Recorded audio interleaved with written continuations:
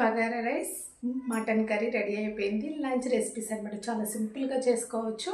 అన్నీ కట్ చేసి పెట్టుకున్నాం అనుకో, చాలా ఈజీగా అయిపోతుంది, త్వరగా అయిపోతుంది. దట్టు కిచెన్ కూడా నీట్గా మెయింటైన్ చేసుకోవచ్చు. ఇలా అయితే ఫాలో అయితే కనుక చాలా ఈజీగా చేసేసుకోవచ్చు. ఇక్కడ బగారా రైస్కి మటన్కి కావలసిన అన్నీ కట్ చేసి పెట్టేసుకున్నాను. చిన్న చిన్న ముక్కలు ఆనియన్స్ ఏమో కర్రీకి, టమాటోస్ కూడా కర్రీకి అనమాట. పొడవుగా కట్ చేసుకున్న ఆనియన్స్ బగారా రైస్కి, అల్లం వెల్లుల్లి పేస్ట్, మటన్ క్లీన్ చేసి పెట్టేసుకున్నాను. రైస్ కూడా నానబెట్టేసుకొని పక్కన పెట్టుకున్నాను. ఒకేసారి రెండు ప్రిపేర్ చేసేసుకుందాం. ఒక గిన్నెలోనేమో రైస్ ప్రిపేర్ చేస్తున్నాను. ఇందులో 1 tablespoon oil, 1 tablespoon ghee add చేసుకొని హోల్ గరం మసాలా అయితే యాడ్ చేసుకుంటున్నాను. కొంచెం జీడిపప్పు కూడా యాడ్ చేసుకుంటే బాగుంటుంది. 2 పచ్చిమిర్చి పొడవుగా కట్ చేసుకొని వేసుకోవాలి. ఒక ఆనియన్ని పొడవుగా కట్ చేసుకొని వేసుకొని అవి ఫ్రై అవ్వాలి.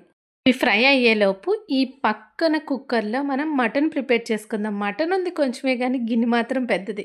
ఎందుకంటే ఈ మధ్య స్టీల్లోనే వండాలంటున్నారు కదా, సో స్టీల్ కుక్కర్ పెద్దదే ఉంది, అందులో నేను ప్రిపేర్ చేస్తున్నాను. 3 టేబుల్ స్పూన్ ఆయిల్ వేసుకొని ఆనియన్స్ యాడ్ చేసుకొని పచ్చిమిర్చి కూడా యాడ్ చేసుకొని ఆనియన్స్ లైట్ గోల్డ్ కలర్లోకి టర్న్ అయితే సరిపోతుంది అనమాట. కొంచెం సాల్ట్ యాడ్ చేసుకుంటే త్వరగా ఫ్రై అయిపోతాయి.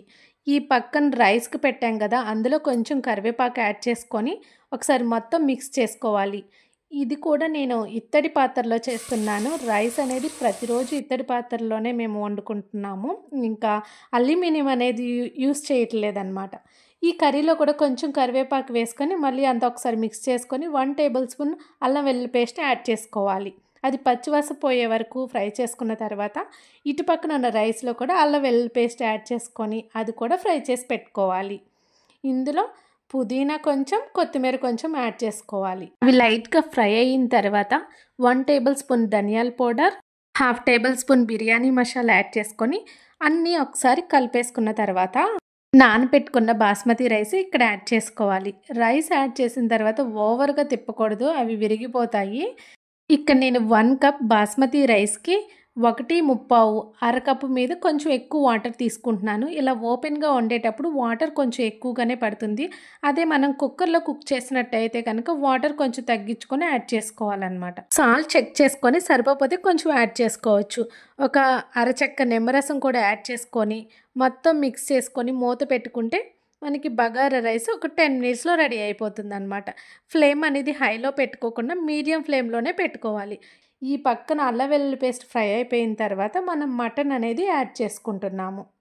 మొత్తం ఒకసారి కలిపేసుకున్న తర్వాత 1/2 టేబుల్ స్పూన్ పసుపు, 1 టేబుల్ స్పూన్ సాల్ట్ యాడ్ చేసుకుంటాను. ముందుగానే సాల్ట్ వేస్తే ఉడకదు అని అంటారు, కానీ నాకు ముక్కలకి పట్టాలని చెప్పేసి సాల్ట్ యాడ్ చేసుకుంటున్నాను. మొత్తం ఒకసారి మిక్స్ చేసుకున్న తర్వాత మూత కవర్ చేస్తే అందులోంచి వాటర్ రిలీజ్ అయ్యి మటన్ కొంచెం సాఫ్ట్ అవుతుంది. మధ్య మధ్యలో తిప్పుకుంటూ ఉండాలి. ఇలా వాటర్ అన్నీ ఎగిరిపోయిన తర్వాత అప్పుడు మనం కట్ చేసి పెట్టుకున్న టమాటోస్ని యాడ్ చేసుకోవాలి.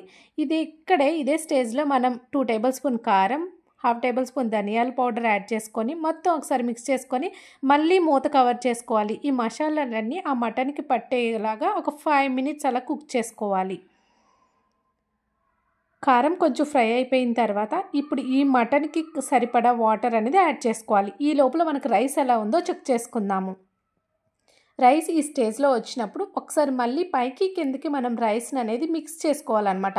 అలానే వదిలేకుండా పైకి కిందకి మిక్స్ చేసుకుంటే ఏమవుతుందంటే అడుగున పైన పొడి పొడిలాడుతూ ఉంటుంది, బాగా గట్టిగా ఉంటుంది. అలా కాకుండా ఈవెన్గా కుక్ అవుతుంది అనమాట. కింద రైసు పై రైసు ఈవెన్గా కుక్ అవుతుంది.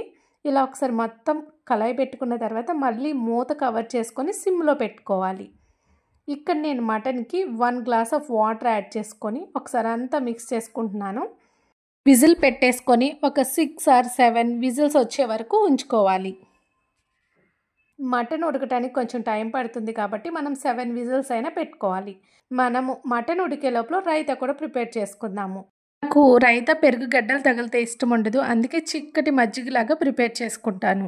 ఉల్లిపాయని ఎన్ని చిన్న ముక్కలుగా కట్ చేసుకుని యాడ్ చేసుకోవాలి. అలాగే 1/2 tablespoon salt, 1/2 teaspoon జీరా పౌడర్, కొంచెం కొత్తిమీర యాడ్ చేసుకొని అంతా మిక్స్ చేసుకుంటే మనకి రైతా రెడీ అయిపోతుంది. ఇందులో జీలకర్ర పౌడరు, కరివేపాకు వేస్తే చాలా టేస్టీగా ఉంటుంది అనమాట. ఒకసారి అలా ట్రై చేయండి.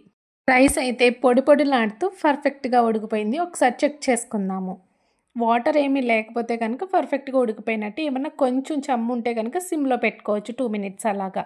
బగారా రైస్ సింపుల్ ఈజీగా ఇలా ప్రిపేర్ చేసేసుకోవచ్చు. చాలా ఈజీ అండి బగారా రైస్ అయితే ప్రిపేర్ చేసుకోవటం. ఇది చికెన్కి కానీ మటన్కి కానీ కాంబినేషన్కి చాలా బాగుంటుంది అన్నమాట బగారా రైస్. హైదరాబాద్ స్పెషల్ బగారా అన్నం రెడీ అయిపోయింది. మటన్ చెక్ చేసుకుందాం. విజిల్స్ పెట్టాం కదా, 7 విజిల్స్ అయిపోయిన తర్వాత ఒక 5 మినిట్స్ అలాగే ఉంచితే ప్రెషర్ పోతుంది. ఇప్పుడు మూత ఓపెన్ చేసిన తర్వాత ఇలా వాటరీగా ఉంటుంది కదా గ్రేవీ, ఈ గ్రేవీలో కూడా ఒక 10 మినిట్స్ అనేది ఓపెన్గా ఉడకాలన్నమాట. ఇది మా అమ్మ చెప్తూ ఉంటుంది. ఆ కుక్కర్ విజిల్లో ఉడికిన దానికన్నా ఇలా ఓపెన్గా గ్రేవీలో మటన్ ముక్కలు ఉడికితే చాలా టేస్టీగా ఉంటుంది కర్రీ అని చెప్తుంది. ఇంకా ఫైనల్గా 1/2 table spoon garam masala add చేసుకొని మొత్తం ఒకసారి మిక్స్ చేసుకున్న తర్వాత జస్ట్ ఒక 5 మినిట్స్ అయినా ఇలా ఉడకనివ్వాలి. సో మన గ్రేవీ కన్సిస్టెన్సీని చూసుకొని దాన్ని బట్టి మనం స్టవ్ ఆఫ్ చేసుకోవచ్చు. లాస్ట్లో కొత్తిమీర యాడ్ చేసేసుకుంటే మనకి మటన్ గ్రేవీ కర్రీ అనేది రెడీ అయిపోతుంది అన్నమాట. అసలు మనం చేసే వంటకి ఏ ఏ పదార్థాలు కావాలి అనే ఒక ఐడియా ఉంటే అవి రెడీగా కట్ చేసి పెట్టుకొని ఉంచుకుంటే వంట చాలా ఈజీగా సింపుల్గా తక్కువ టైంలో అడవులు లేకుండా ప్రిపేర్ చేసుకోవచ్చు. ఇవి మా lunch recipes. Bagara rice and mutton gravy curry, raita, onions, లెమన్తో సర్వ్ చేసుకుంటే చాలా టేస్టీగా ఉంటుంది. పొట్ట ఫిల్లింగ్గా కూడా ఉంటుంది. ఈ వీడియో మీకు నచ్చితే లైక్ చేయండి, షేర్ చేయండి. Please do subscribe my channel Satya Jannu. Thank you for watching.